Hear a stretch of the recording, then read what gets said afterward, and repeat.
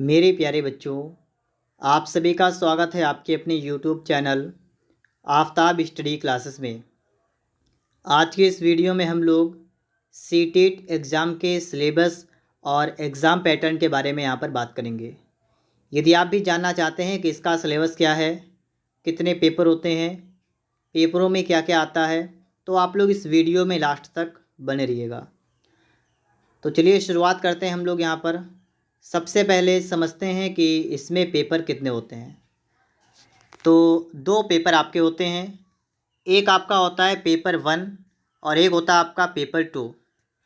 Paper 1 जो होता है ये प्राइमरी लेवल का होता है। कहने का मतलब ये है कि यदि आप लोग पेपर 1 को क्वालिफाई करेंगे तो आप लोग क्लास 1 से लेकर 5 तक, ठीक है, मतलब प्राइमरी के बच्चों को पढ़ाने के लिए एलिजिबल हो जाएंगे, ठीक है। और यदि आप पेपर 2 को मतलब अप्लाई करते हैं 2 के लिए, तो ये आपका होता है जूनियर लेवल का, मतलब 6 से 8 के लिए, ठीक है। आप चाहें तो आप पेपर 1 दे सकते हैं और आप चाहें तो आप पेपर 1 और पेपर 2 आप दोनों दे सकते हैं, ठीक है। अब यहाँ पर आप देखिएगा कि पेपर ऑफलाइन होगा या ऑनलाइन, तो आप यहाँ पर देख सकते हैं, ठीक है। पेपर आपका कैसा होगा? Online, CBT computer based test आपका होगा, ठीक है।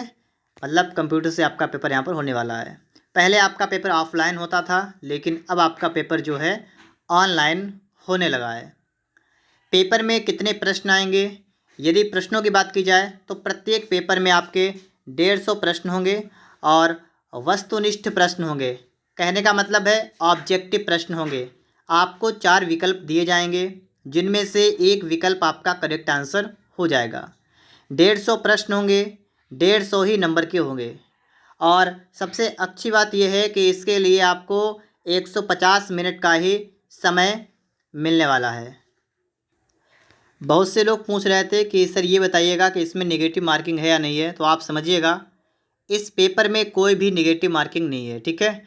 150 प्रश्न हैं, 150 नंबर के हैं और नेगेटिव मार्किंग आपकी नहीं है। और लाइफ टाइम वैलिडिटी, कहने का मतलब है कि यदि आप लोग अपने जीवन काल में एक बार इस परीक्षा को, मतलब इस परीक्षा में फॉर्म डालकर उस पेपर को अगर आप क्वालिफाई कर लेंगे तो ये आपके जीवन भर के लिए हो जाएगा, ठीक है। अच्छा, यहाँ पर बात करते हैं हम लोग कि हमें नंबर कितने लाना है, ये भी तो आप लोग समझ लीजिएगा। तो देखिएगा, 150 नंबर का आपका पेपर होगा, 150 प्रश्न होंगे और जनरल कैटेगरी के लिए आप जो है 90 नंबर लाइएगा, आप पास हो जाएंगे 150 में से। और बाकी के लिए आपका है 82 मार्क्स, ठीक है। जनरल के लिए 90 है और बाकी के लिए 82।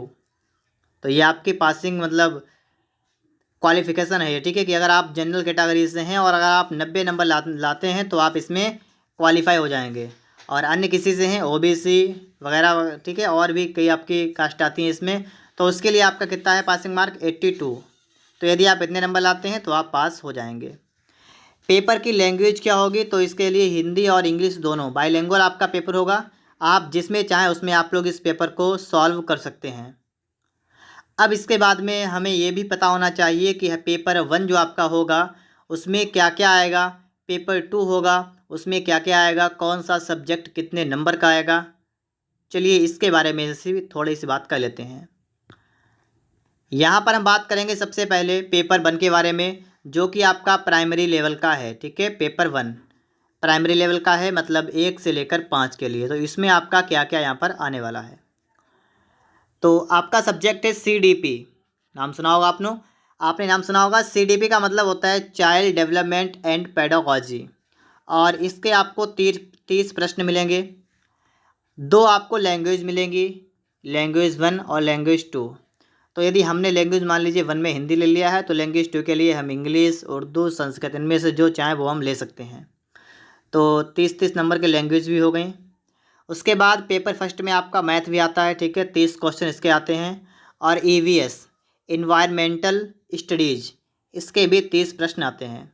तो कुल आप समझ सकते हैं आपके टोटल 5 सब्जेक्ट हो गए और एक सब्जेक्ट से 30 प्रश्न आते हैं। कहने का मतलब ये है कि जब एक सब्जेक्ट से 30 प्रश्न आते हैं तो पूरे पेपर के लिए आपके 150 प्रश्न बन जाएंगे।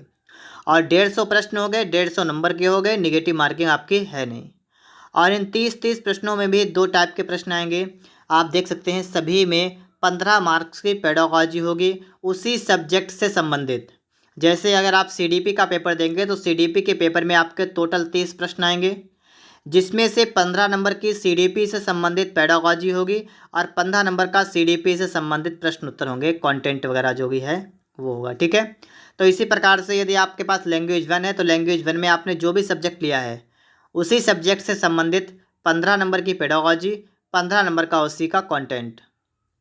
तो ये सभी में ये भी आप समझ गए होंगे। इस तरीके से आपका पेपर यहाँ पर पेपर 1 होने वाला है प्राइमरी लेवल के लिए, और पेपर 2 में भी देख लीजिएगा आप लोग सिलेबस आपका क्या रहेगा। तो पेपर 2 यहाँ पर आपके लिए रहा है। ठीक है, ये जूनियर लेवल का है, मतलब 6 से 8 के लिए। यदि आप इसे क्वालिफाई करते हैं तो 6 से 8 के लिए आप एलिजिबल हो जाते हैं। इसमें क्या कंडीशन है, इसमें वही है काम। सीडीपी आपका कितने नंबर का आएगा, 30 नंबर का सीडीपी। लैंग्वेज 1 आपके 30 प्रश्न आएंगे, लैंग्वेज 2 आपकी जो है इसमें भी 30 प्रश्न होंगे। अब यहाँ पर देखिएगा, अब ये जो आपका पेपर 2 होता है ना, इसमें आपका अलग अलग सब्जेक्ट बन जाते हैं। यहाँ पर देखिएगा ग्रेजुएशन के अनुसार, जैसे यदि आपने बीए वगैरह किया है तो आप सोशल साइंस के आपको 60 प्रश्न सॉल्व करने पड़ेंगे। ठीक है, यदि आपने बीए किया है ग्रेजुएशन में। अगर आपने बीएससी किया है तो आपको मैथ और साइंस के 30 प्रश्न जो हैं सॉल्व करने होंगे। अब इसमें कंडीशन ये बनती है कि इसमें जो पेडागॉजी के प्रश्न होते हैं ना, जैसे सीडीपी आपके 30 नंबर की आएगी तो इसमें 15 नंबर की पेडागॉजी होगी सीडीपी की और 15 नंबर के इसमें प्रश्न होंगे। इसी प्रकार से लैंग्वेज 1 और लैंग्वेज 2 में भी यही काम मतलब सिस्टम रहेगा। ठीक है, 15 की उसी से संबंधित पेडागॉजी और 15 का कंटेंट रहेगा। लेकिन यहाँ पर देखिए मैथ और साइंस की अगर बात करें तो मैथ साइंस में यहाँ पर जो है इन दोनों में मिलाकर 40 नंबर का आपका कंटेंट रहेगा और 20 नंबर की आपकी रहेगी पेडागॉजी। ऐसे ही यहाँ पर भी सोशल साइंस सामाजिक विज्ञान की बात करें तो 40 नंबर का तो आपका इसका कंटेंट रहेगा और इसमें 20 नंबर की आपकी पेडागॉजी रहेगी। तो समझ रहे हैं आप लोग कि पेडागॉजी उसी सब्जेक्ट की पढ़ना भी आपके लिए बहुत ज़्यादा ज़रूरी है।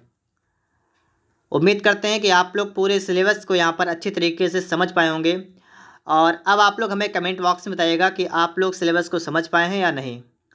और यदि आप लोग सीटेट की तैयारी करना चाहते हैं, ठीक है, तो आप लोग हमें कमेंट बॉक्स में बता दीजिएगा। उसी के अनुसार हम आप जो है आपके लिए बेहतर से बेहतर कंटेंट प्रोवाइड करने की कोशिश करेंगे। ठीक है, तो हमें कमेंट बॉक्स में आप लोग इसके बारे में ज़रूर बताइएगा। और आपका पेपर जो होगा सीटेट का, देखिए फॉर्म तो आपके पड़ चुके हैं यहाँ पर, और आपका पेपर बहुत जल्द होने वाला है जुलाई अगस्त में। तो जुलाई अगस्त में आपका पेपर होगा और आपको पेपर क्वालिफाई अगर करना है तो तैयारी तो आपको स्टार्ट कर देनी चाहिए। और उम्मीद है हमें कि आपने तैयारी स्टार्ट कर दी होगी। यदि आप मुझसे पढ़ना चाहते हैं तो आप लोग कमेंट बॉक्स में बता दीजिएगा, उसी के हिसाब से हम यहाँ पर आगे आपको वीडियो प्रोवाइड करना स्टार्ट कर दें। और यदि आप लोगों ने टीजीटी आर्ट से फॉर्म जो है अप्लाई कर दिया है या आपने प्राविधिक कला से आपने इंटरमीडिएट कर लिया है और आप टीचर बनना चाहते हैं तो इसके लिए मैंने टीजीटी आर्ट के लिए फुल सिलेबस हमारा एक साइड से चल रहा है। ठीक है, आप चाहते हैं तो आप उसे देखिएगा। ठीक है, और सीटेट दे रहे हैं तो आप अभी बताइएगा हमें। ठीक है, मिलते हैं किसी नेक्स्ट वीडियो में नेक्स्ट टॉपिक के साथ।